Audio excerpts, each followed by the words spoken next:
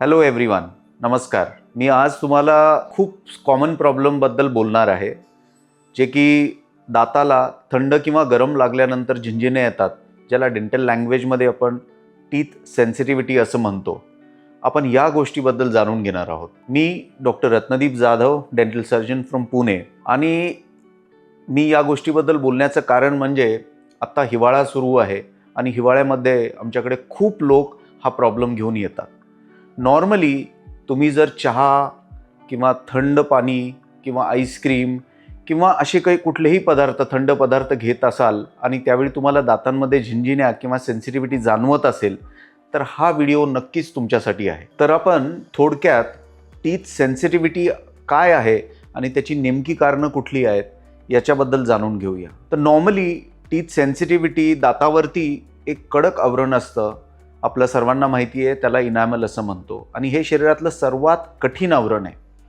जेव्हा हे आवरण कमी होतं किंवा त्याची झीज होती किंवा काही कारणामुळे ते निघून जातं आणि आतलं सेन्सिटिव्ह आवरण डेंटिन एक्सपोज होतं, ज्याच्यामध्ये नर्व एंडिंग्ज असतात.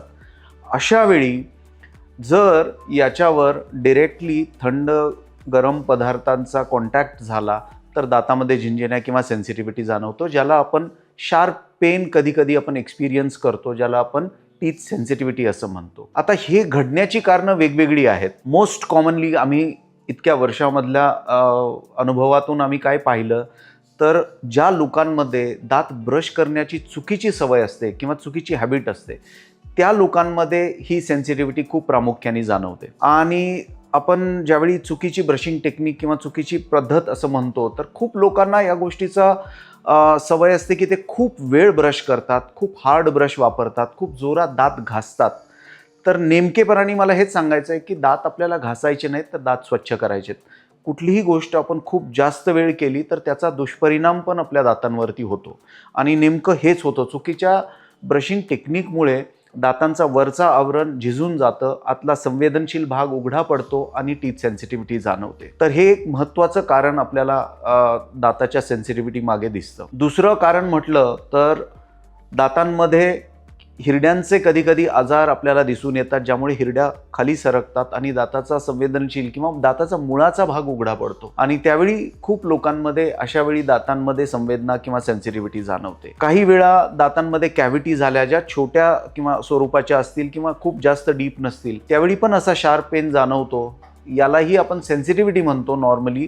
आणि आतला संवेदनशील भाग उघडा पडल्यामुळे ही सेन्सिटिव्हिटी येते. त्यानंतर काही लोकांमध्ये because of stress, because of आजच्या जीवनशैली जी आहे, ज्याच्यामध्ये खूप ताण तणाव असतात, अशा वेळी खूप लोकांमध्ये आम्ही पाहतो की नाईट ग्राइंडिंग, दात झोपेमध्ये ते खूप जोरात दात चावले जातात अशा लोकांमध्ये. त्यावेळी इनॅमल वेअर अँड टिअर होतं, इनॅमल दाताचा वरचं आवरण निघून जातं आणि अशा लोकांमध्ये सुद्धा खूप सेन्सिटिव्हिटीचा प्रॉब्लेम आम्ही पाहतो.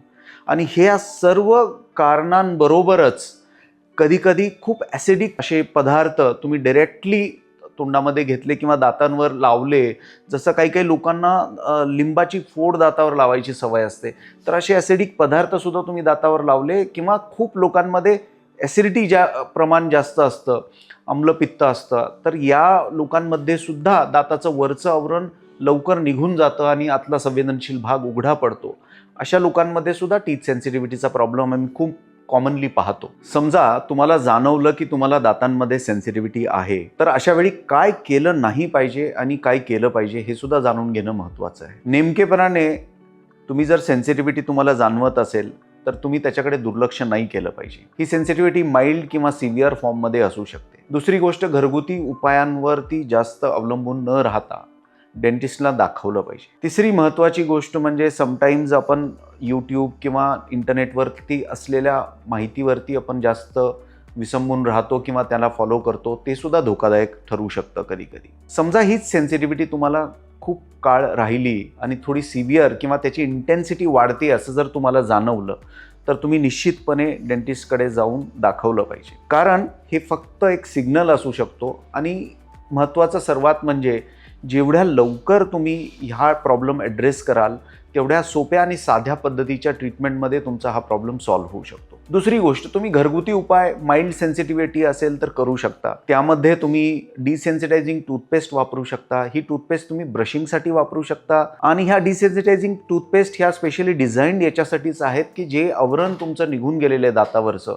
त्याच्यावरती एक प्रोटेक्टिंग कव्हर ह्या पेस्टमुळे प्रेसिपिटेट होऊन हे सेन्सिटिव्ह डेंटायनल ट्युब्युल्स तुमचे ब्लॉक होतात आणि ही सेन्सिटिव्हिटी कमी करण्यासाठी मदत करतात. अशावेळी तुमची जी सवय आहे, ही सवय ज्या गोष्टींमुळे तुम्हाला ही सेन्सिटिव्हिटी आलेली आहे ती सवय तुम्हाला पहिलं तर बदललं पाहिजे.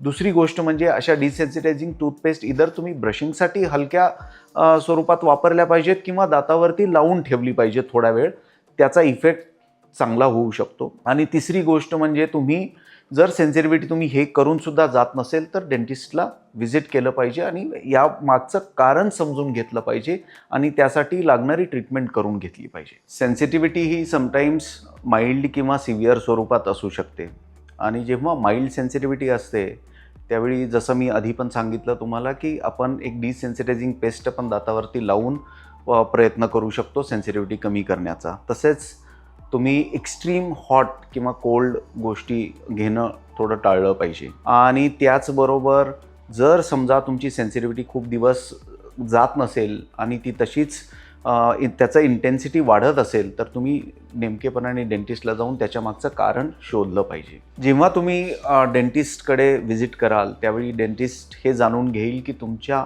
सेन्सिटिव्हिटी येण्यामागचं नेमकं कारण काय आहे, जे की वेगवेगळं असू शकतं. प्रत्येक व्यक्तीमध्ये वेगळं कारण, तुमची चुकीची ब्रशिंग हॅबिट असू शकते किंवा तुमचा ॲसिडिटी प्रॉब्लेम असू शकतो किंवा तुमचा नाईट ग्राइंडिंगचा प्रॉब्लेम असू शकतो किंवा तुम्हाला मल्टिपल टीथमध्ये कॅव्हिटीज असू शकतात. कधीकधी दातांचं झीज झालेली असू शकते. तर अशा वेळी त्या अनुसरून तुम्हाला डेंटिस्ट वेगवेगळ्या पद्धतीचं ट्रीटमेंट तुम्हाला सजेस्ट करतील वेगवेगळ्या दातांमध्ये.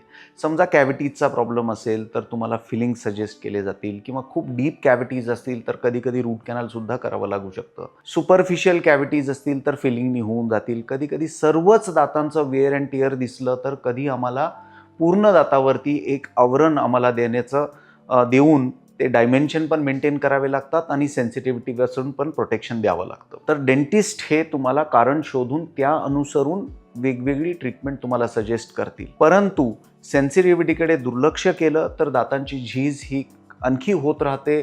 दातांचं डायमेन्शन्स चेंज होतात, त्यामुळं चेहऱ्यावरती आणि जॉईंटवरती वेगळा परिणाम होतो आणि हेच प्रॉब्लेम पर्सिस्टंट राहिले तर तुम्हाला जॉईंटमध्ये आणि जेणेकरून पुढे चालून सेन्सिटिव्हिटीमुळे तुमचे दातांनाही इजा जास्त पोचू शकते किंवा दातांचंही नुकसान जास्त होऊ शकतं. तर अशा वेळी सेन्सिटिव्हिटीला सिग्नल असं समजून लवकरात लवकर त्यावर उपचार घेणं हे महत्त्वाचं ठरतं. जेवढ्या लवकर तुम्ही दाखवाल किंवा उपचार घ्याल तेवढ्या सोप्या पद्धतीने ही सेन्सिटिव्हिटी ट्रीट होऊ शकते. हा मेसेज जर तुम्हाला युजफुल वाटला असेल किंवा हा व्हिडिओ जर तुम्हाला युजफुल वाटला असेल तर आणखी लोकांपर्यंत पोचवा, शेअर करा. तुम्हाला आणखी काही डाऊट्स असतील, क्वेश्चन्स असतील तर तुम्ही कमेंट सेक्शनमध्ये आम्हाला विचारू शकता. आम्ही निश्चितपणे तुम्हाला याचं उत्तर देऊ. Thank you so much.